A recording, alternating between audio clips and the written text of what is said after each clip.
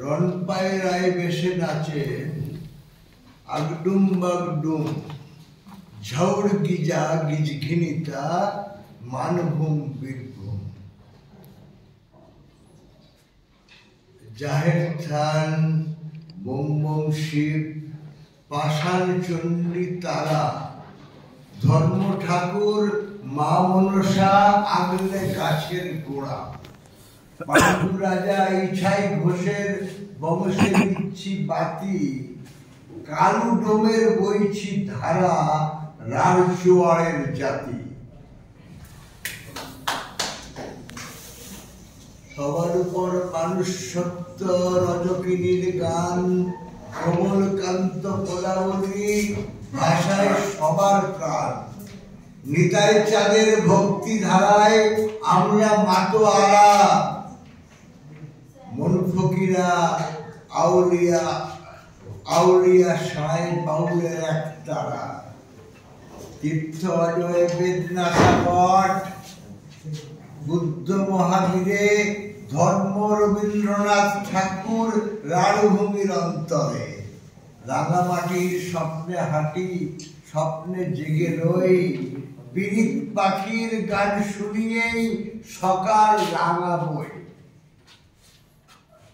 এই পীড়িত পাখির গান শুনিয়ে সকাল রাঙানোর জন্যই আমাদের রান উৎসবের আয়োজন।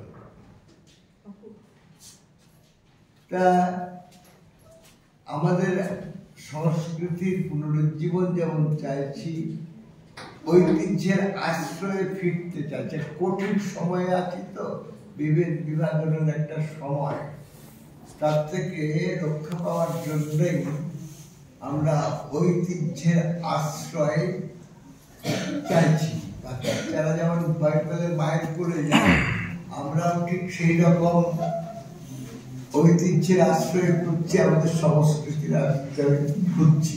এই সংস্কৃতি একটা বিশেষ অঞ্চলের মানুষের বাহ্যিক বস্তুগত বিকাশ এবং অন্তর্গত মনন চিন্তন সৃজন প্রক্রিয়াকে প্রাণবান রাখে সংস্কৃতি, এবং পরস্পরকে আত্মীয়তার সূত্রে বেঁধে সামনের দিকে এগিয়ে দেয়, জগৎ জীবনকে দেখতে চিনতে এবং বুঝতে সাহায্য করে। ঐতিহ্য বলতে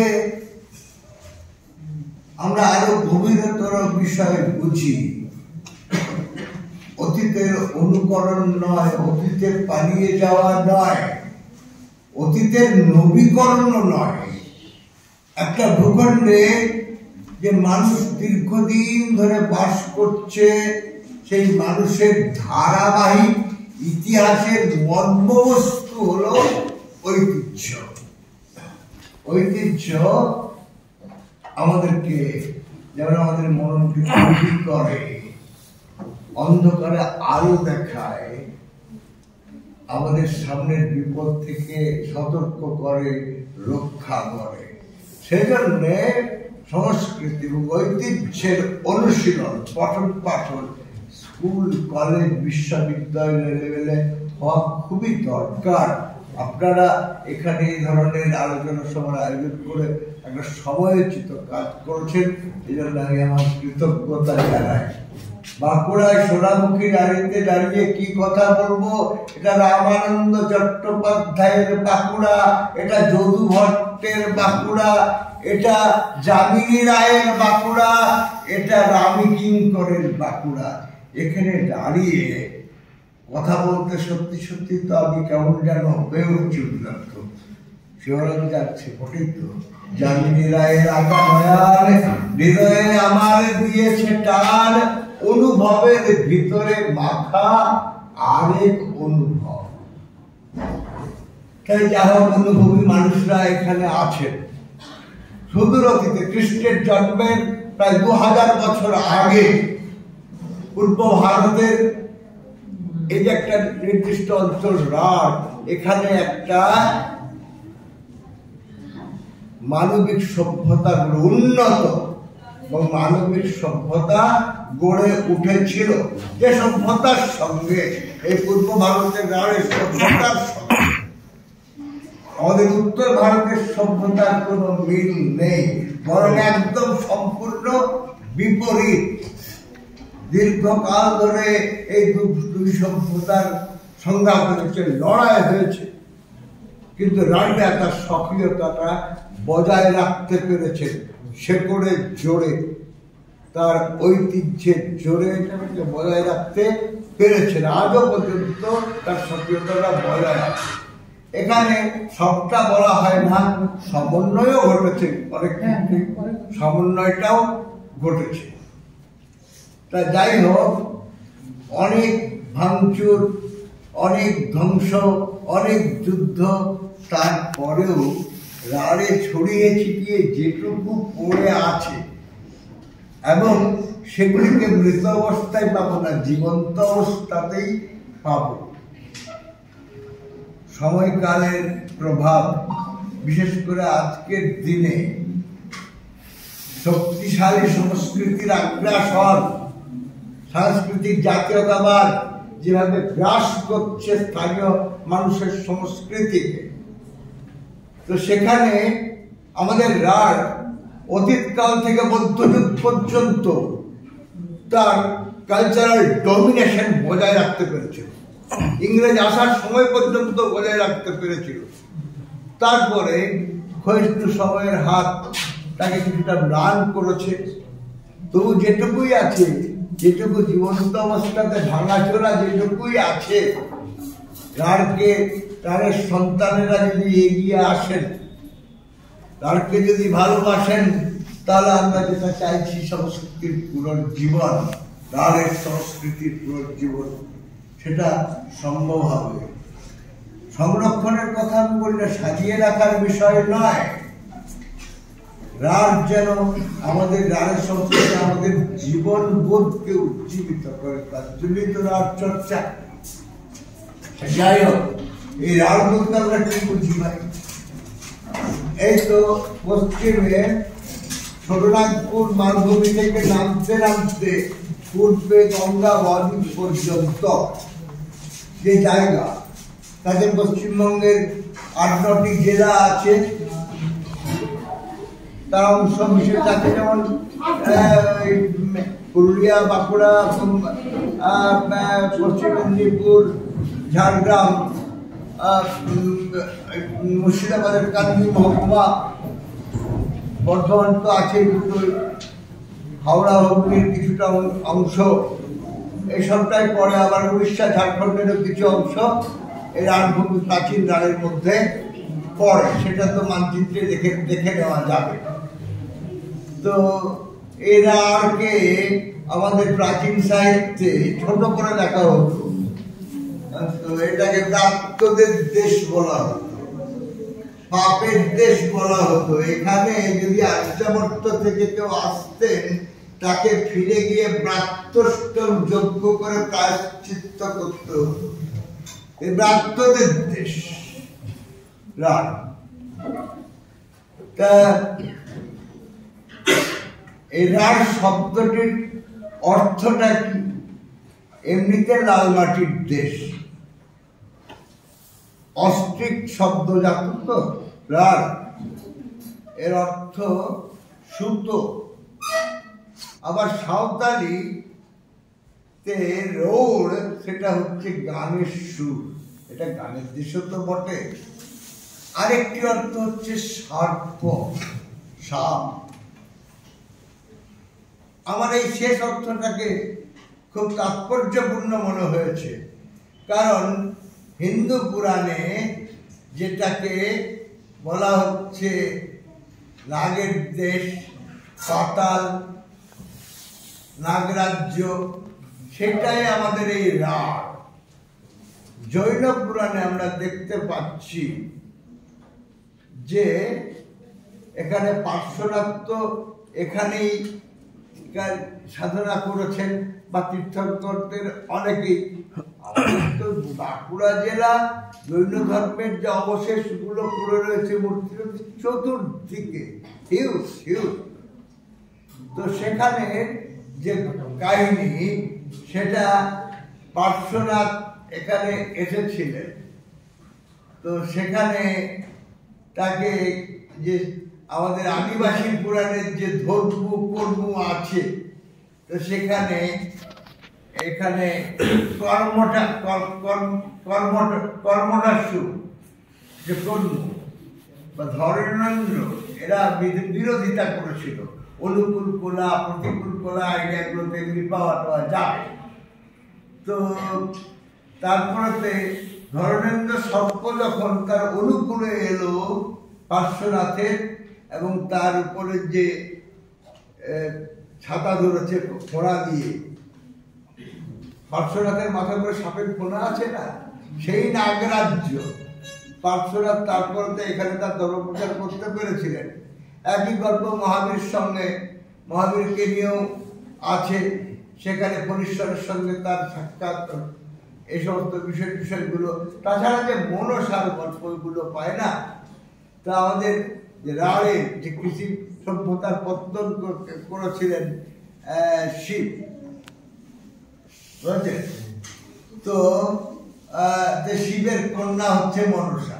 মনসার জন্ম পাতালে নাগদেশে। এই মনসার যে গল্প, কেতকা, সনকা, এইগুলি সব ওই জৈন সাহিত্যের সঙ্গে যুক্ত। এগুলো নিয়ে ভবিষ্যতে কিছু কাজ হয়েছে। এখনকার গবেষকরা সেগুলো নিয়ে কাজকর্ম করবেন। জৈন সাহিত্যের সাথে তার খুব ব্যাপার স্যাপার মানে জড়িয়ে আছে। তা যাই হোক, এই রাঢ়ে থাকেন তারা এখন। অস্ট্রিক দাবির অলপাইনদের মিলমিশে কিছুটা সামান্য যৎকিঞ্চিৎ নর্ডিক রক্ত উত্তর বৈদিক কালে যুক্ত হয়েছে। তো এই এখানকার জনগোষ্ঠী বর্ণ সময় থেকে এই জনগোষ্ঠী, যেমন সাঁওতাল, মুন্ডা, কোল, কুর্মি, কোড়া, মালপাহাড়িয়া, সবর, খেড়িয়া, মাল, বাগদি, ডোম, মুচি, কামহার, কুমার, কেওট, ধোপা, নাপিত, এই নিয়ে এখানকার জনগোষ্ঠী। ঐতরেয় উপনিষদেরকে বলা হয়েছে বায়াংশী, কিভাষী, বাকির ভাষায় কথাবার্তা বলে। যাই হোক, এখানকার মানুষের কিছু বিশেষ বৈশিষ্ট্য আছে। আমরা যদি রাঢ়ের ইতিহাস পর্যালোচনা করি, তাহলে রাঢ়ী জনগণের কিছু বৈশিষ্ট্য আছে। সেগুলো হলো কি, তারা কেন্দ্রীভূত ক্ষমতা এবং আধিপত্যের বিরোধী। 1 নম্বর, তারা জাতপাত মানত না, অদ্বৈতবাদী। রাঢ়ীদের চোখে অপর নেই। বঙ্গে যায় নিলেশু বাগেল তোহর বিনা না চর্চা বলে পায় আমরা। এখানে যদি কেউ পারিগ্রহণ করে কোনো স্ত্রীলোকের, তার দ্বৈত ভাব থাকে না, অপর বলে কিছু থাকে না। এটা তাদের একটা বৈশিষ্ট্য। তাছাড়া তারা সর্বপ্রাণবাদী, প্রকৃতিবাদী এবং দেহবাদী, পরকীয়াবাদী। পরকীয়াটার একটা গভীর অর্থ আছে। এটাকে খেলো করার জন্য পদার্থে ব্যবহার করা হয়।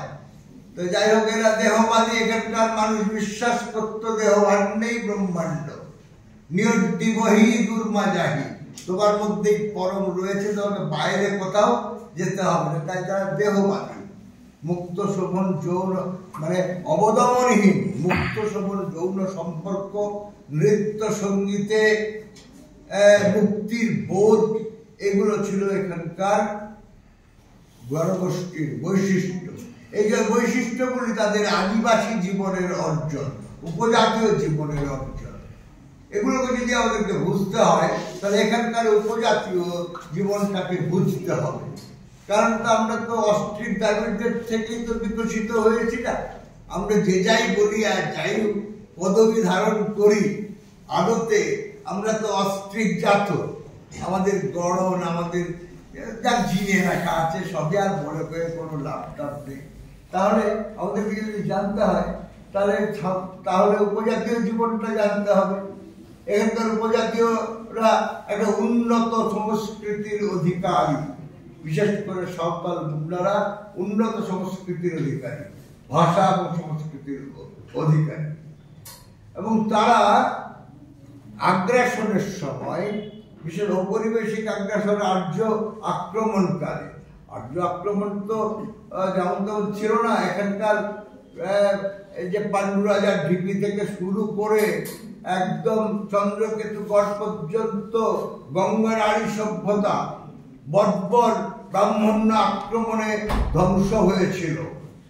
ওখানকার যা পাণ্ডু রাজার ঢিপির যে পক্ষিমাতৃকা, সেই পক্ষিমাতৃকার চঞ্চুকে আমরা দেখি কি যে লোল জিহ্বায় পরিণত হয়েছে। ব্রাহ্মণ্য আক্রমণের প্রত্যুত্তরে তার চঞ্চু লোল জিহ্বায় পরিণত, ডানা হয়েছে খড়গে। এবং চন্দ্রকেতু করে আমরা দেখছি কি আমাদের পক্ষিমাতৃকা যোজ্জিমাতৃকায় রূপান্তরিত হয়েছে।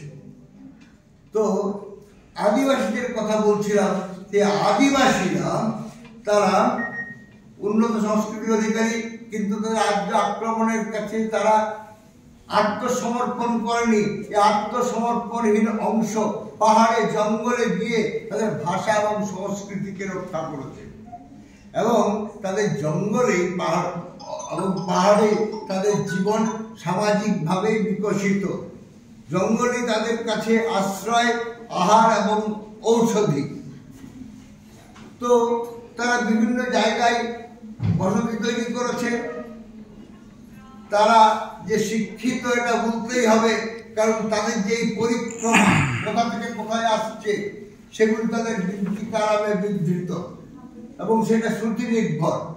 ইহিডিরে পিপিলিরে টুকডা হেমাল টাহিরে নাগারিতাম নেলমেশে এলমে অকাশে অকারিতাম চাই চাম্পা অকারিতাম কিয়ে কাদা অকারিতাম জ্বর বেড়ে অকারে নাগাম। সাঁওতালি ছাত্রছাত্রী নিশ্চয় এখানে আছে কিছু, তারা বুঝবে। তো এই যে তাদের যে পরিক্রমা, দেশ খুঁজে বেড়ানো, নিজের দেশটাকে খুঁজে বেড়ানো, এটা তাদের সাহিত্যে আছে। এত সঙ্গীত আর অন্য কোনো জাতির নাই যেটা আমরা সাঁওতালদের মধ্যে দেখতে পাচ্ছি। এবং তাদের সংস্কৃতি সম্পর্কে, তাদের গর্ববোধ, ভাষা সম্পর্কে গর্ববোধ ছিল যে অল মেনা তোমা রড় মেনা তোমা ধরম মেনা রদ আম হয় মেনাম ওনা এম আদল রে ওনা রড় এম আদল রে ওনা ধরম এম আদল রে আম হয় আর। তোমার যদি ভাষা, সংস্কৃতি, ধর্ম টিকে থাকে তুমি টিকে থাকবে, আর তোমার যদি ভাষা, সংস্কৃতি, ধর্ম নষ্ট হয় তুমি ধ্বংস হবে। এই যাদের উপলব্ধি, তাদেরকে আমরা কি নিম্ন জাতি বা নিম্ন স্তরের লোক বলতে পারি? এবং শুধু তাই নয়, তারা যেটা বললাম যে নারীদের বৈশিষ্ট্য কেন্দ্রীভূত ক্ষমতার বিরোধিতা করা, এদের স্বাধীন জীবন, আদিবাসীদের স্বাধীন জীবন, আদি অনিরুদ্ধ জীবন যদি কোথাও ব্যাহত হয়, সেই বাধা না সরা পর্যন্ত তারা জীবন পর লড়াইয়ে প্রবৃত্ত থাকে। একেই বলে হুল, একেই বলে বলওয়া, একেই বলে উলগুলা। শুধু তাই নয়, সেই উলগুলানের পরিচয় আমরা তাদের সাহিত্যে পাচ্ছি, মৌখিক সাহিত্যে ধারাবাহিকভাবে। সাঁওতালি হুল হয়েছে 1855 সালে। সিধু কানু, চাঁদ ভৈরব, তার হিরো, তাদের কথাটা আছে। সামান্য রাখাল সে বাজিল সেখানে অংশগ্রহণ করেছে, তাকেও ভুলে যায়নি। তারা গানের মধ্যে তাকেও রেখেছে। তবে হুকুমতে বাজিল তবে বলতে রূপু সিং তামলিদম মাকে দেয়া। সিধু বলে সিধু হুকুমতে নায়ক কানহু বলেতে রূপসুন তামুলিদম মাকে দেয়া তিনি যেতাম দেড়ি বাজিল জাগেরিতাম বেড়ি আমদাম চারাখানা সিউড়ি হাজতে